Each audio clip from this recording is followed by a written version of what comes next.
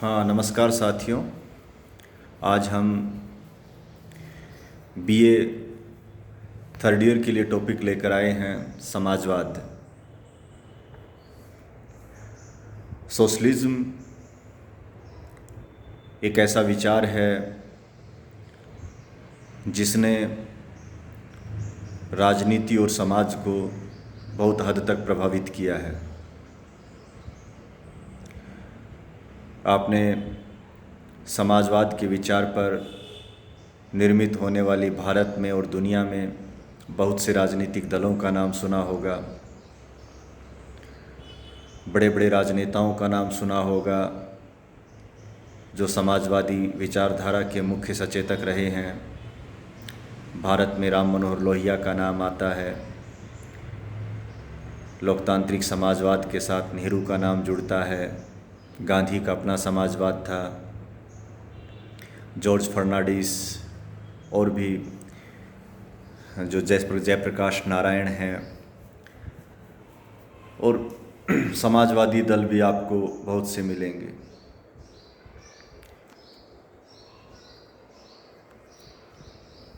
तो जब समाजवाद का विचार व्यवहार में इतना आगे है, तब ये जानना ज़रूरी होता है बच्चों के लिए, स्टूडेंट्स के लिए, कि आखिर ये विचार है क्या, इसकी प्रासंगिकता क्या है, और क्या जो राजनीतिक दल इस विचार को लेकर आगे बढ़ रहे हैं वो वास्तव में इस विचार के लिए लड़ रहे हैं या अपनी राजनीतिक ज़मीन तलाश रहे हैं।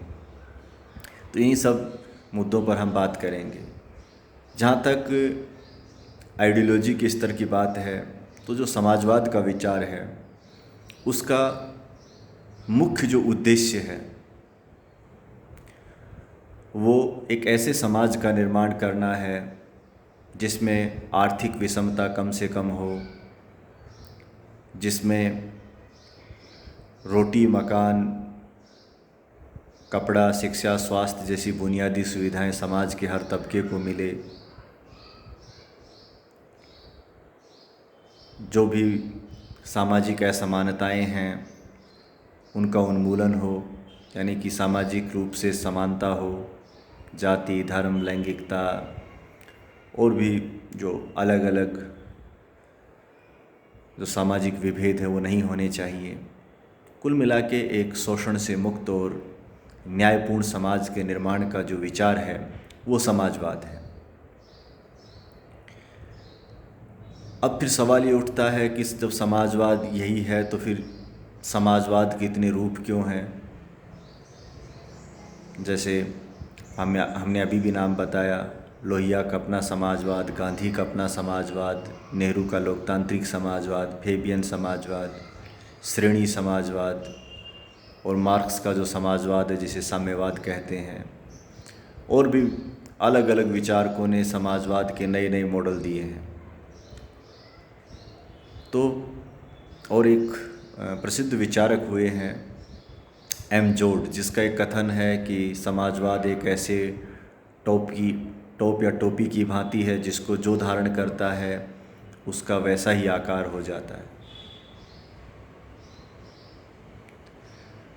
तो एम जोड का कथन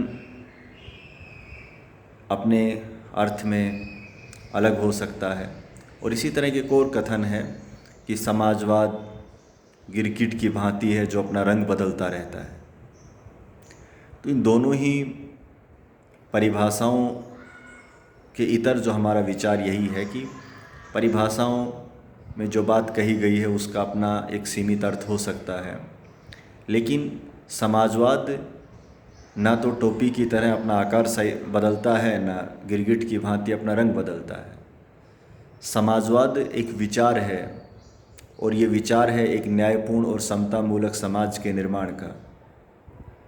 इसलिए समाजवाद का जितने भी मॉडल हैं वो तो सब रास्ते हैं, उनकी अंतिम मंजिल तो एक न्यायपूर्ण और समतामूलक समाज है जिसमें शोषण के लिए कोई जगह नहीं हो, जिसमें उत्पीड़न के लिए कोई जगह नहीं हो, जिसमें मानवीय गरिमा का स्थान सबसे ऊपर हो। तो समाजवाद का हर रूप वहीं जाता है। इसलिए समाजवाद का लक्ष्य एक है, उस लक्ष्य को हासिल करने के लिए मॉडल अलग अलग हैं। तो ये बात हमें ध्यान रखनी है कि समाजवाद कोई बदलती परिभाषा नहीं है, वो अपने मूल जो आइडिया है उस पे एक है। हाँ, समाजवाद में जैसे मोटे तौर पर दो धाराएं हो जाती हैं, एक क्रांतिकारी धारा, एक विकासात्मक धारा। जहाँ तक हम क्रांतिकारी धारा की बात करते हैं तो उसमें मार्क्स के विचार आते हैं, या उन्हीं के विचारों को आधार बना के समाज में सामाजिक समानता, आर्थिक समानता स्थापित करने के लिए दुनिया में अलग अलग जगह पर जो आंदोलन हुए या क्रांतियाँ हुई, तो उन नेताओं के साथ भी समाजवाद जुड़ जाता है, या साम्यवाद जिसे हम कह देते हैं। माओ का नाम ले सकते हैं, लेनिन का नाम है, फिदेल कास्त्रो है, ये बड़े समाजवादी नेता हुए हैं, साम्यवादी नेता हुए हैं, जिन्होंने क्रांतिकारी धारा के जरिए जो समाजवाद का जो मूल्य हैं, एक आर्थिक रूप से, सामाजिक रूप से समाज का निर्माण का मॉडल जो उन्होंने हासिल करने की कोशिश की है, उनका अपना रास्ता है। कार्ल मार्क्स के इतर जो समाजवाद के रास्ते हैं उनको विकासात्मक समाजवाद भी कहा जाता है। इनमें विकासात्मक समाजवाद का जो मुख्य पहचान है वो यही है कि समाजवाद के जो उद्देश्य हैं, यानी कि एक अच्छा समाज, समतामूलक समाज का जो निर्माण है, वो एक क्रमिक ढंग से धीरे धीरे सने सने हासिल किया जा सकता है। यानी कि उसके लिए अचानक क्रांति करने की ज़रूरत नहीं है। और ये मानते हैं कि जैसे मार्क्स कहता है कि राज्य ही नहीं होना चाहिए, सरकार भी नहीं होनी चाहिए, तो विकासात्मक जो मॉडल है या विकासवादी समाजवाद है वो ये मानता है कि जो समाजवादी लक्ष्य हैं वो राज्य के जरिए लोकतांत्रिक व्यवस्थाओं के जरिए हासिल किया जाना चाहिए। यानी कि आप ऐसा नहीं है कि उन्मूलन कर दें राज्य का ही। तो अब बात आती है कि राज्य के जरिए समाजवाद के लक्ष्य को कैसे हासिल किया जा सकता है। तो जनता मतदान के जरिए अपनी मनपसंद सरकार को चुनती है। सरकार वेलफेयर के काम करती है, चाहे वो गरीब बच्चों को छात्रवृत्ति देना हो, या निःशुल्क दवा वितरण करना हो, या निःशुल्क शिक्षा का अधिकार, right to food, right to education, right to employment, NREGA के जरिए काम का जो अधिकार है। तो ऐसे बहुत सी योजनाओं के जरिए, अभी आपने इंदिरा रसोई का नाम सुना होगा, जिसमें 5 रुपए में ऐसा कुछ आपको भोजन मिल जाता है। तो ऐसे बहुत से उपाय एक वेलफेयर स्टेट करता है समाज की उस तबके के लिए जिस तक बुनियादी सुविधाएं नहीं हैं। बुनियादी सुविधाओं से हमारा अभिप्राय है रोटी, कपड़ा, मकान, शिक्षा और स्वास्थ्य सुविधाएं। ये वो चीज़ें हैं, ये वो ज़रूरतें हैं जिनकी पूर्ति के बिना व्यक्ति का अस्तित्व संभव नहीं है। ये तो सबको मिलना ही चाहिए। और एक बात ये भी है कि समाजवाद का विचार ये नहीं कहता है कि सबको बराबर बना दिया जाए, कि धीरू भाई जो अनिल अंबानी और एक आम आदमी सबको बराबर हो जाए। वो ये मानता है कि माना कि आर्थिक विषमताएं रहेंगी, लेकिन निरपेक्ष गरीबी नहीं रहनी चाहिए। यानी कि समाज में ऐसा कोई व्यक्ति नहीं रहना चाहिए जो गरीबी रेखा से नीचे ही जीवन यापन कर रहा है। गरीबी रेखा से नीचे जीवन यापन करने का मतलब ऐसा तबका जिस तक जो बुनियादी सुविधाएं, शिक्षा, स्वास्थ्य जो हम बात कर रहे हैं वो भी नहीं पहुंच पा रही हैं। तो एक वेलफेयर स्टेट की एक जिम्मेदारी बनती है कि वो समाजवादी मॉडल को अपनाते हुए समाज के हर तबके तक, हर व्यक्ति तक जीवन की बुनियादी सुविधाओं की पहुंच सुनिश्चित करे। किसी भी व्यक्ति को इस वजह से शिक्षा से वंचित नहीं रहना पड़े कि उसके पास स्कूल नहीं था, या उसके पास स्कूल में फीस नहीं थी भरने के लिए, या वो इसलिए भूखा मर गया क्योंकि उसे पास पैसे नहीं थे अन्न खरीदने के लिए, या वो उसके पास तन ढकने के लिए कपड़े नहीं थे, या सर ढकने के लिए छत नहीं थी।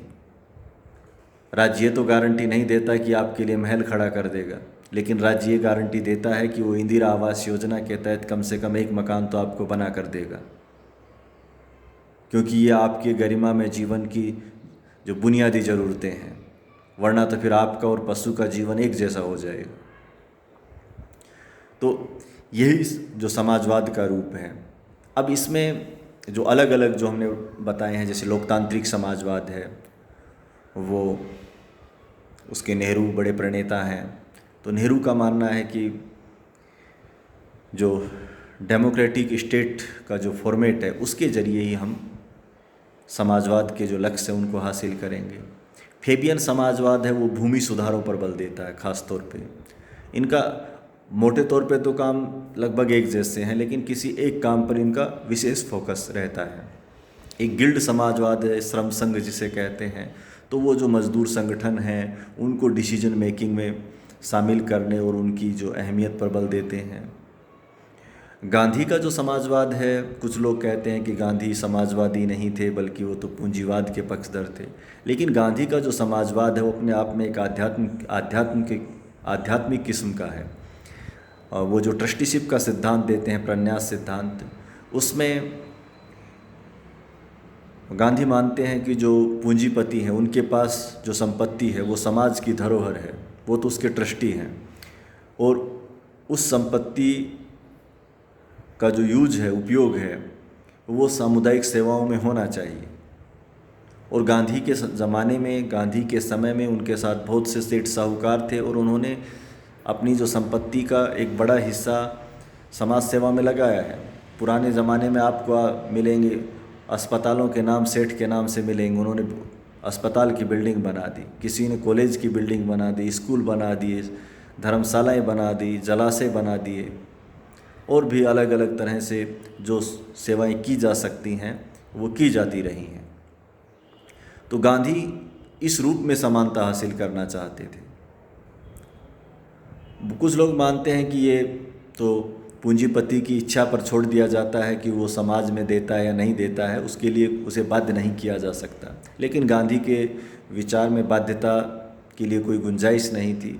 गांधी एक अहिंसक व्यक्ति थे और महापुरुष थे, और उन्होंने ये माना कि हृदय परिवर्तन संभव है।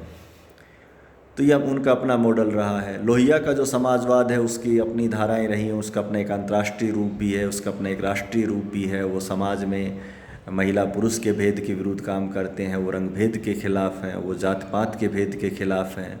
वो चाहते हैं कि सबको रोज़गार मिले, कोई भी व्यक्ति बैठ कर ना खाए। तो लोहिया ने जो समाजवाद का रूप आगे बढ़ाया उसको भी बहुत जगह मिली जो भारतीय राजनीतिक विमर्श में, और आज भी समाजवादी पार्टी और भी आरजेडी, जनता दल यू लोहिया का नाम लेते हैं। ये अलग बात है कि ये अपनी जीवन शैली में बहुत, ये कहें कि रजवाड़े किस्म के हैं इनके। जबकि लोहिया ये मानता था कि हमें अनाप शनाप जो खर्च है वो नहीं करना चाहिए, बल्कि एक जो ज़रूरत है उतना ही खर्च करना चाहिए। दिखावे में यकीन नहीं करते थे। हिंदू मुस्लिम एकता के बड़े पक्षधर थे वो। उनका सपना था कि एक समय आएगा जब वापस भारत पाकिस्तान एक हो जाएंगे। उनकी पुस्तक भी थी गिल्टी मैन ऑफ पाकिस्तान, कि जो डिवाइडेशन हुआ है, इनका सेपरेशन हुआ है, उसके लिए कौन दोषी है। उनमें कई लोग, 8-7 लोगों को उन्होंने जो व्यक्ति या संस्थाओं को दोषी ठहराया, जिनमें गांधी भी शामिल है, जिनमें कांग्रेस भी शामिल है, जिसमें मुस्लिम लीग और उसकी जिन्ना भी शामिल है। तो ये भी एक अपना समाजवाद का मॉडल है। तो यही जो समाजवाद का एक अवधारणा है उसमें है। हाँ, ये विचार समाजवाद का उन देशों में हमेशा मौजूद रहेगा जहाँ आज भी आर्थिक विषमता है, सामाजिक असमानता है, और भारत में ये मौजूद है। भारत में आप जाति आधारित भेदभाव के उदाहरण भी देखते हैं, सुनते हैं। भारत में आप महिला और पुरुष के बीच जो भेदभाव है उसको भी आप सुनते और समझते हैं। और आर्थिक जो भेदभाव है, ख़ास तौर पे जब सरकार की समिति ये बताती हैं, रंगराजन समिति, तेंदुलकर समिति की, यहाँ 25% के आसपास जो लोग हैं वो गरीबी रेखा से नीचे जीवन यापन करते हैं, जिनके पास रोटी कपड़ा मकान की सुविधा नहीं है। और धार्मिक जो अल्पसंख्यक हैं उनके साथ भी भेदभाव होते हैं, चाहे वो मुस्लिम हो या ईसाई हो, ऐसी खबरें भी बराबर आती रहती हैं। तो कहने का मतलब ये है कि जब तक समाज में असमानता कायम है चाहे वो आर्थिक हो, राजनीतिक हो, सामाजिक हो, समाज में शोषण कायम है या अतार्किक भेदभाव कायम है, तब तक समाजवाद का विचार है वो हमेशा जिंदा रहेगा। इसलिए समाजवाद का विचार हमेशा उन समाजों में ज़्यादा प्रभावी होता है जिन समाजों में पिछड़ापन है और ऊंच नीच ज़्यादा है, चाहे वो आर्थिक आधार पे हो, जाति के आधार पे हो, लैंगिकता के आधार पे हो, धर्म के आधार पे हो। वहीं ये समाजवाद का विचार अपनी जो ज़मीन तलाशता है। आप यूरोपीय देशों में देखेंगे या अमेरिकी देशों में, तो वहाँ की जो गरीबी है वो सापेक्ष गरीबी है। सापेक्ष गरीबी का मतलब है कि जो एक व्यक्ति दूसरे व्यक्ति की तुलना में गरीब हो सकता है, अर्थात किसी के पास 2 लग्जरी कारें हैं, किसी के पास 1 है, या किसी के पास हल्की कार है, लग्जरी नहीं है, किसी के पास कई बेडरूम का घर है, किसी के पास 2 बेडरूम का घर है। तो वहाँ ऐसा नहीं है कि किसी के पास मतलब तन ढकने के लिए कपड़ा ही नहीं है, सर ढकने के लिए छती नहीं है, या फिर वो पैसे के अभाव में या स्कूल के अभाव में, सरकारी स्कूल के अभाव में स्कूल ही नहीं जा पा रहा है। यानी कि वहाँ शिक्षा, स्वास्थ्य, इन जो बुनियादी जो सुविधाएं हैं उन तक सभी की पहुँच है। इसलिए वहाँ समाजवाद का विचार उतना मजबूती से बल नहीं पकड़ता है। अपने यहाँ जो गरीबी है वो निरपेक्ष है, यानी कि जो गरीब है वो बिल्कुल गरीब ही है। धन्यवाद। अगले वीडियो में हम किसी नए टॉपिक के साथ मिलेंगे।